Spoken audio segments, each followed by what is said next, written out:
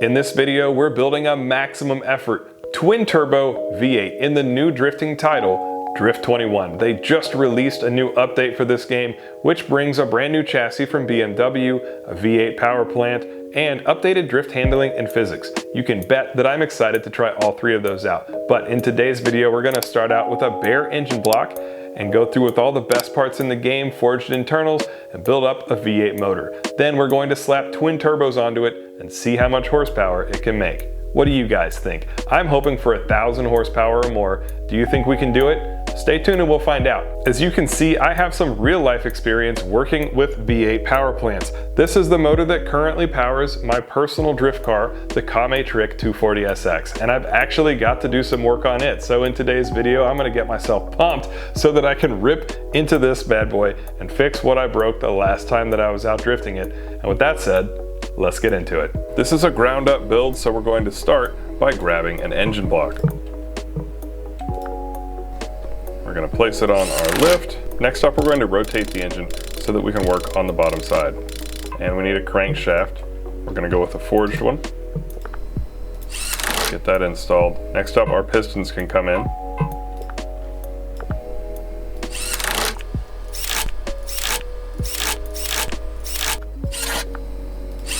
We're going to be using forged pistons, which are stronger. Next, we'll add our crankshaft mounts.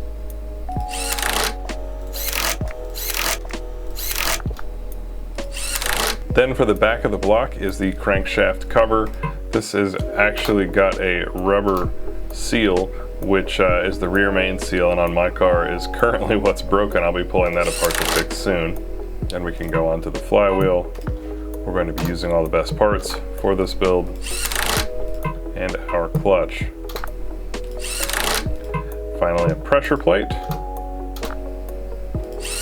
That'll complete the back of the motor. Moving around to the front of our block, the oil pump is driven on the crank, so it's going to go on next. And now we can button up the underside of the motor with the oil pan. The oil pan on like LS swaps, like what I have, actually has baffling in it so that when you are drifting, the oil generally stays centered around the sump. I also have done a couple of small sump improvements as well. While we have easy access, we can go ahead and install an oil filter and the starter. The starters on these LS motors are really a pain to work on once you've got your headers that come down and block them off and they're in the car. One thing that I usually do when I have my motor out, if it's been a couple years, I just put a brand new starter in it, and then I have a spare that I can take with me to events. Now we could rotate the engine back around and work on the top part. As you can see, we now have the block built out and we are ready to add on the heads. One fun note, if you're using an NA build, you're going to want to go with an aluminum block if you can afford it, because of the lighter weight. It'll have better performance, especially better handling in the car. But if you're going for a turbo application like we are in this no holds barred build, we're going to be wanting the iron block because it's just simply a stronger base to then shove boost into. So we'll grab our head gaskets. We're going to go with performance ones, and we'll build out one head at a time.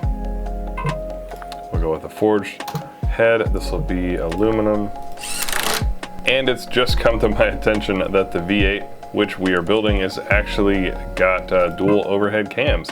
So we will roll with that.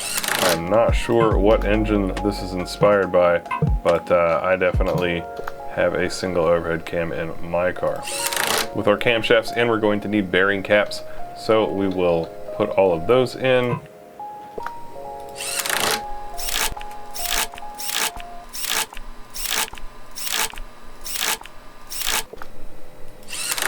And next up are the spark plugs. We'll be using performance plugs, of course. That completes our build of the head. Now we just pop on the valve covers and we're good to go on this side. We're gonna go with blue to match the turbos that we'll be putting on later. While we're over here, our plugs or ignition coils will also go in. And then we'll cover up the top and we'll keep that in blue as well. Next, we'll rotate the engine to get better access to the other side, where we will continue to build out the heads.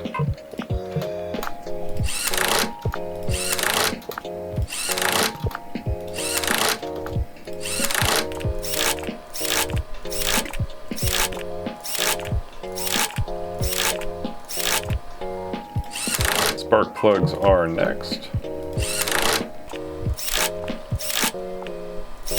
Then our valve covers, our plugs, and our plug covers. Man, that is looking sweet. Let's button up the front of the motor. We're gonna add our timing chain.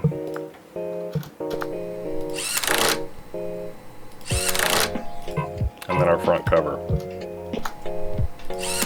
Now we will add on all of our pulleys and timing belt tensioners. This will be our water pump. That's also basically driven by the engine rotation and by the crank pulley. It's driven off of the crank via this serpentine belt. Can't forget an alternator. And now that has got all of our accessories installed. We will save piping for the water pump for when we actually get to the vehicle that we're going to install this build into, which you'll need to look forward to as that is coming up. So let's move on to intake manifold and fuel rails. And we're going to get our blow-off pipe and our blow-off valve as well, keeping with the blue theme. We're going to deal with the rest of the intake system when we're actually putting this into a car. So let's get these turbos on here. Big old front mounted turbos. Beautiful blue turbos with that heat shield. And we've got our air filters right on there. We've got our wastegate that's gonna have to go on. And then of course our down pipes and flex connectors. A funny side note about those flex connectors, these ones look really cool because they've got that mesh that encircles them, and the older style has like a billow accordion style piping, and oftentimes it turns out that that is what is inside of these. Is just hidden under that really nice looking mesh. So I noticed when I scraped mine, because my car was really low going in and off the trailer, and I wore a hole in the one that I have on my car right now. Next, we'll add our turbo to the other side. Gotta get that HKS style filter on there. Looking so good. Now for the moment of truth, let's move this engine to our new mystery vehicle. And there it is, the engine is installed. Do you guys think we could hit 1,000? Time to find out. There we go, and wow, we blew my target out of the water. 1,114 horsepower. That's 1 or 2 Honda Civics more than I was shooting for.